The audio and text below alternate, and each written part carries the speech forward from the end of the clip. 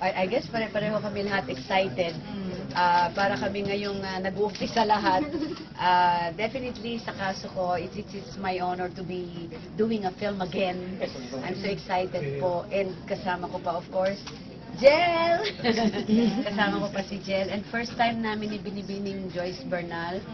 And first time with Zian Lim, nagaganap bilang anak ko. Pwede po bang konting gist kung anong pwede natin sabihin na kwento?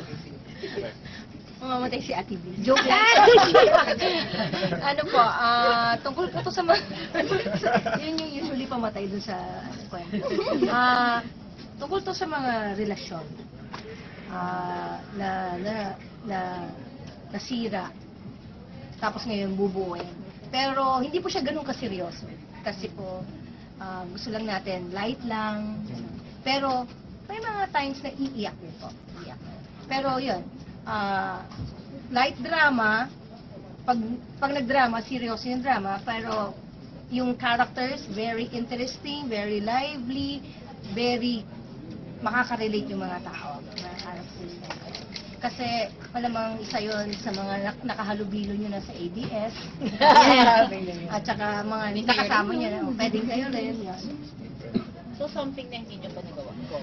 Yeah, I guess what's interesting sa ngayon is supposedly, correct me if I'm wrong, the three of us, si Zian, si Jel, ako, pare-pareho kaming strong characters sa pelikula. Yun ang clash. Ako very strong character. Si Zian, very strong character. Si Jel, very strong character. So doon mag-uumpisa yung istorya ng clashing ng iba't ibang character. From a mother, a son, and a personal assistant. Yeah, the personal assistant. Si Jel. So ano ba ka ng Jel? Namamawis po yung kilig. Ayong halo kinukwento ko kay Derek, nag-uusap mo, Derek, paano natin ang kaka-excel na si Tita Vilma? Bakit ako na naman? Kasi po, mahirap po kayo minsan, dahil Vilma Santos po kayo, ang hirap po. Nakakabahan.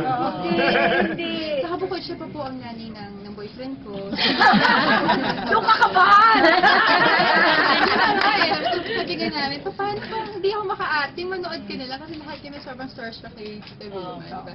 And si Direct Joyce, yun naman natin si Binibining Direct Joyce, ang daming mga magagandang pelikulang ginawa. So, sobrang happy lang talaga ako na nagkaroon ako ng chance, nakapagawa siya si Direct Joyce, si Vilma Santos, si Sian, yan ko lang din makakatrabaho.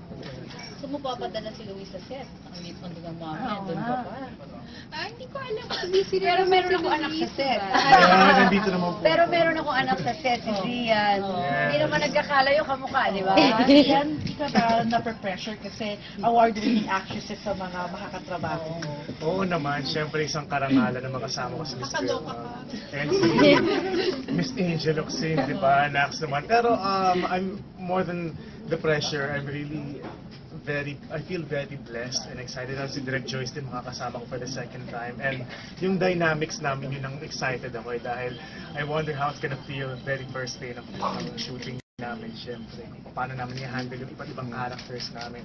And katulad din ang sabi ni Direct Joyce, it's a light drama na serious po siya pero maraming room for laughter. Talagang maraming nakakatawa yung eksena dito. Pero hindi kayo love interest ni Angel dito or yun tayo aabangan lang namin. Naku, pipiling ko yun ang dapat abangan. Alam nga ba ang mangyayari, di ba? Pinangarap mo ba sa career mo nakatrabaho si Cover? Oo naman, hindi ko akalain na magiging magkatabi kaming dalawa. So, Oh my God. ayun. So kanina nung dumating siya, paano mo binati? Nahiya ka ba? Out of words ka ba? Out of words, talaga out of words. Pero, Not the first time. Not the first time. It's not the first time we met today. And yun nga, kinakabahan ako sa same time. Siguro ay pwedeng pagkakataon ko para pasalamatan ng Star Cinema kasi hindi talaga bumibitaw ang Star Cinema dahil alam naman ninyo yung schedule ko and in fact they're willing to wait, depende sa availability ko, depende sa script na babagay sa sitwasyon ko ngayon. So pag medyo nakagawa ako ng kamukha nito, malaking bagay din yon sa akin kasi sa totoo lang po I miss show business, sa totoo lang.